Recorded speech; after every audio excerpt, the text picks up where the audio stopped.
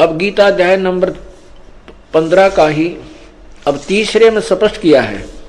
कि इस संसार वृक्ष का रूप जैसा कहा है यहां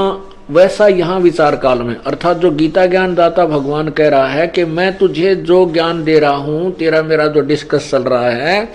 मैं इसको पूर्ण रूप से नहीं बता सकता।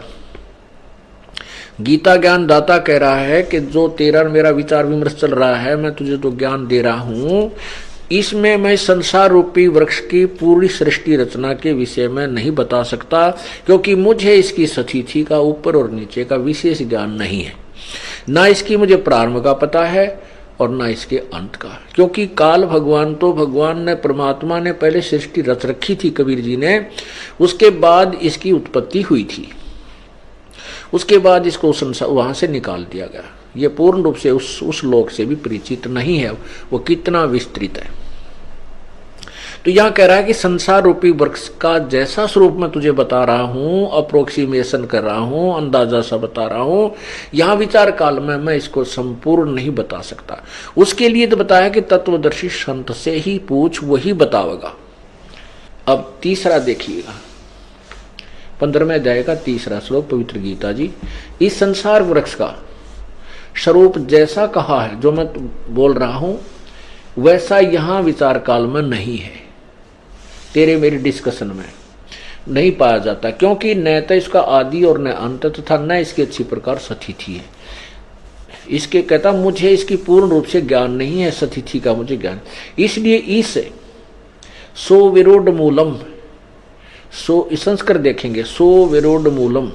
यानी इस दृढ़ मूल वाले, क्योंकि सतलोक ऊपर जो जड़ है वो अविनाशी परमात्मा है और उसकी जड़ जो है वो अविनाशी है, दृढ़ है, वो कभी नष्ट नहीं होती, इसलिए सुविरुद्ध दृढ़, सुविरुद्ध मूलम, अहमता ममता नहीं, अति दृढ़ मूल वाले संसार रूपी पीपल के वृक्ष को दृढ़, ये देखो ना, दृढ़ेन असंग शस्त्रेण छित्वा, इस दृढ़ेन माने दृढ़ेन असंग शस्त्रेण, दृढ़ेन का अर्थ होता है कि जो बिल्कुल अटल ज्ञान हो, उस तत्व ज्ञान रूपी उस दृढ़ शस्त्र के द्वारा। अब हमने लोहा काटना है, लकड़ गेल काटना तो कैसे कटेगा, वो तो लोहे से लोहा ही काटा जाएगा, दृढ़ उससे भी दृढ़ हो। तो ऐसे इस उलझी हुई संसार सृष्टि तत्व ज्ञान रूपी आध्यात्मिक ज्ञान रूपी उलझी हुई गुत्थी को इस संसार इस दृढ़ शस्त्र के द्वारा, तत्व ज्ञान रूपी शस्त्र से इसको काट के, इनको यानी तत्वदर्शी संत के पास जाकर इस उलझी हुई गुत्थी को समझ कर, उसके पश्चात अब देखो 15वें अध्याय का चौथा श्लोक इससे लिंक होता है तीसरे से, ये देखिएगा, ये संबंधित है चौथा श्लोक। उसके पश्चात यानी तत्व ज्ञान को समझने के पश्चात, तत्व ज्ञान तत्वदर्शी संत से प्राप्त करने के पश्चात उस परम पद तत्पदम, उससे परमेश्वर के परम पद होना चाहिए, उस परम पद रूप परमेश्वर को भली भांति खोजना चाहिए, जिसमें गए हुए पुरुष फिर लौटकर संसार में नहीं आते, और जिस परमेश्वर से